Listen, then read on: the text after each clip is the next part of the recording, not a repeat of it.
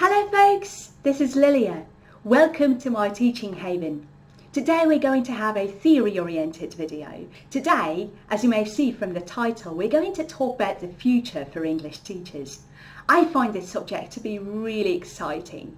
I'm really enthusiastic about it because I think the world is evolving and we just cannot stay in one place without actually doing anything to stay in line with the current developments in the world of ELT.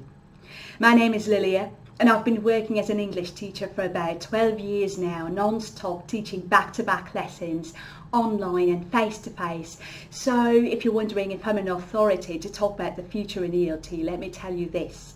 I was one of the first people in Ukraine who started to teach English in a communicative manner without even realising that. And also, I like to think I'm fairly good at predicting tendencies in the world of, various kinds of aspects and developments. So I do hope I have a few things to say in order for you to be a little bit more aligned with what's currently happening in the world of language teaching. I also go to conferences quite a bit and I talk to colleagues all over the world. So in this video, I'm going to generalise a little bit, and I do hope that after having watched this video, you will feel a little bit safer remaining in the profession. I think that being a teacher is quite a demanding job because remember the times when online teaching was on the brink of appearance, and those of us who are mainly used to teaching English face-to-face, offline,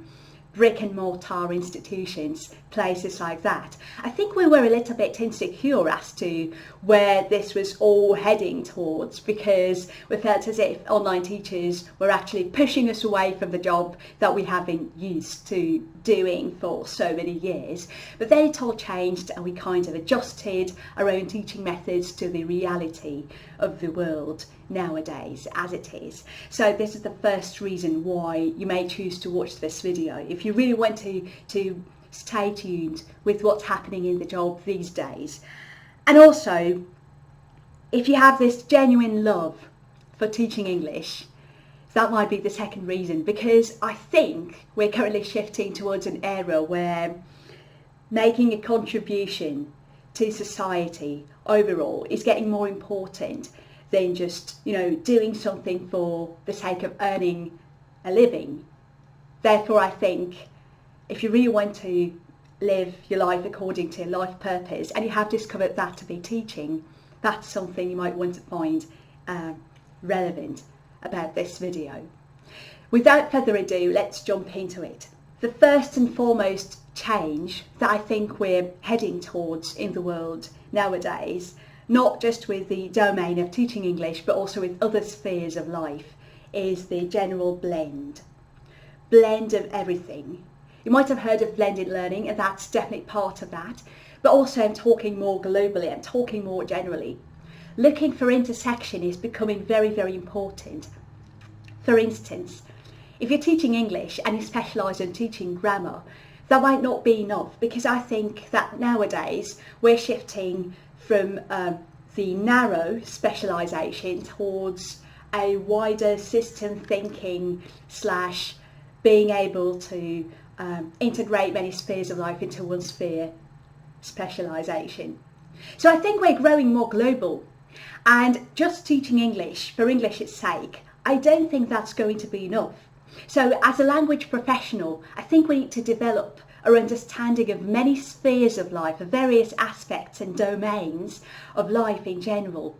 For instance, I started combining language teaching with psychology, and that helps me a lot because I think we're growing more aware in the world nowadays of the people's mental health.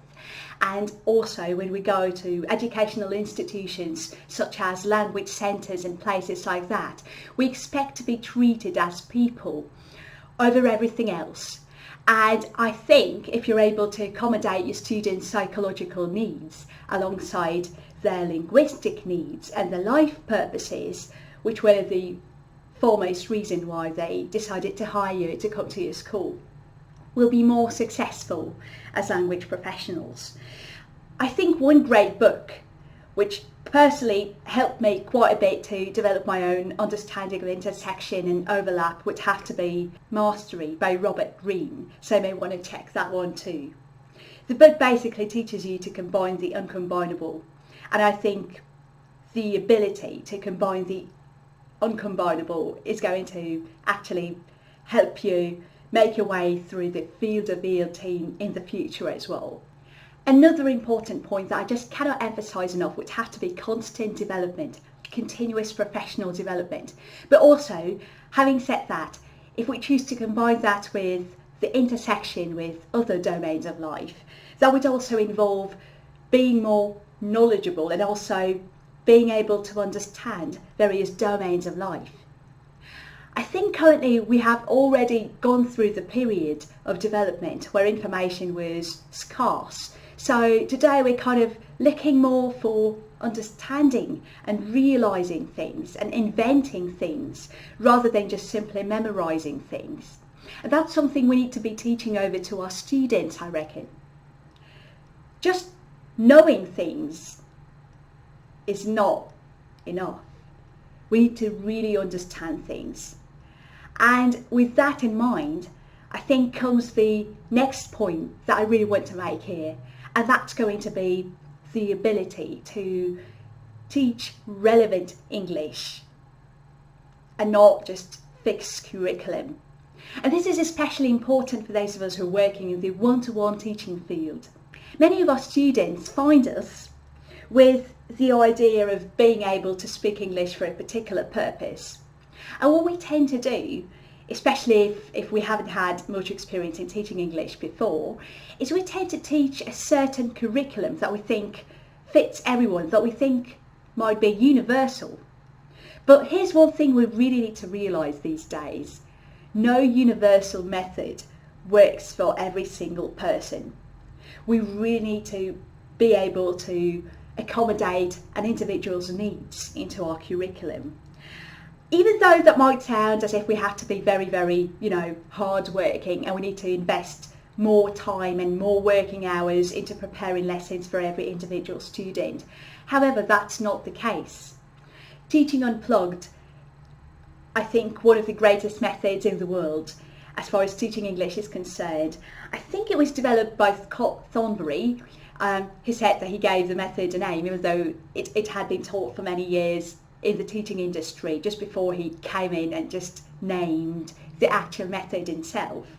But I think teaching unplugged or material-free teaching is a great way of accommodating your students' needs and teaching relevant language, as opposed to something that's stated in the course book but might not necessarily be important to that particular individual. So you might want to Google that, and I think Scott has also published quite a range of publications having to do with teaching unplugged that you might be willing to check if you really want to make your lessons suit a wide range of levels without investing a lifetime into planning your lessons. That's simply amazing. I cannot recommend it enough. Another thing that has to do with the blend is that levels are currently blending. We used to think of teaching English 10 years ago as a series of levels you had to pass through in order to get to the advanced level, like beginner or elementary, and then pre-intermediate, intermediate, and so on and so forth. But today, I think people are realising that while teaching levels, the focus is primarily on grammar, whereas I think, and many of the leading professionals, as far as I have heard, having attended quite a few conferences in the field, I think currently the focus is being shifted towards teaching fluency over accuracy and presenting our students with quite a range of linguistic structures, including the dreaded present perfect, from the very start of their learning journey. And I think that's a great idea, because I think language is a system, and what I'm advocating here for is system thinking. Thinking in terms of systems, thinking globally, and basically throwing our students out there into the deep water from the very start. I think that's the great way to learn a language.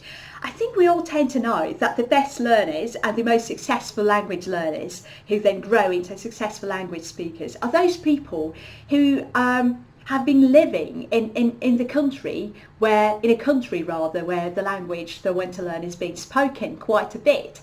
And we all know that when people arrive in a country like that, they experience a culture shock first, and later on they tend to adjust. And that's something I think we need to create more of in our classroom, teaching real English and varying the task rather than the materials themselves would have to be a great idea for those of us who want to be at the frontier of language teaching these days. Another great shift that I'm observing in the world of ELT today, as well as in other major professions, would have to be the primary focus on your mastery, on your professionalism, on your ability to actually teach well and teach effectively, rather than the focus on qualifications. I think qualifications are becoming a bit of a secondary notion in the world of teaching.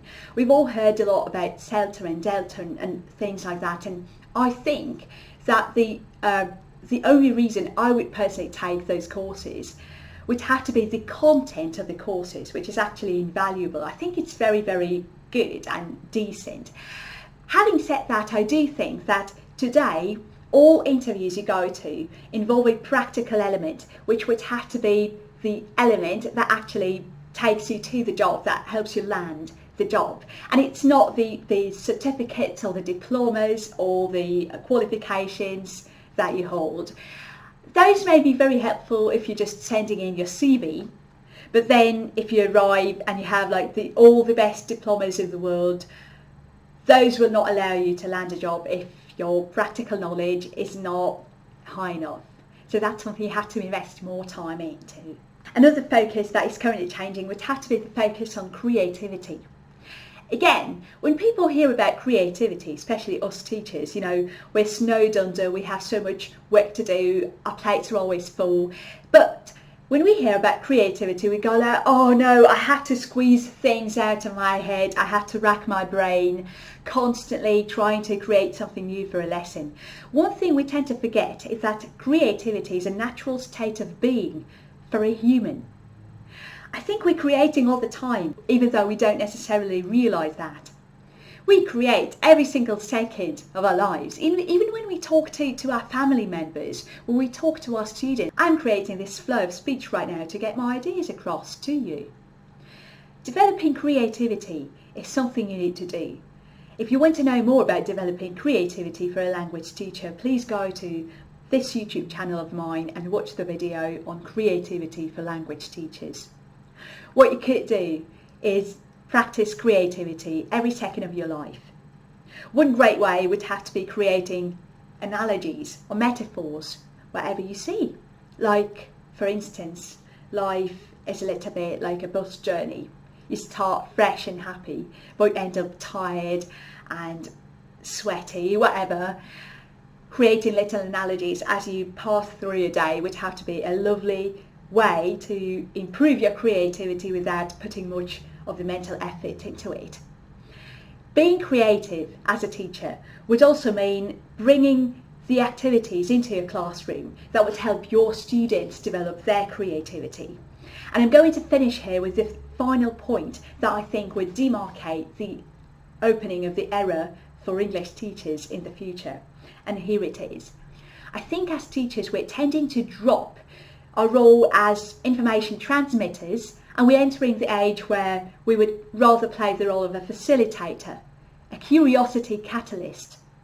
Being a curiosity catalyst, I think, is going to be a primary focus in the next decade or so. What does it mean, being a curiosity catalyst? What it actually means is for us teachers to be able to inspire our students to demonstrate curiosity, to feel curious, to feel inquisitive, whatever they choose to do. No longer do we need to provide our students, our learners, our dear, dear students with informational myriads of information, plenty of information. What we need to do instead is to create an environment in a classroom which actually helps people learn, which encourages people to learn.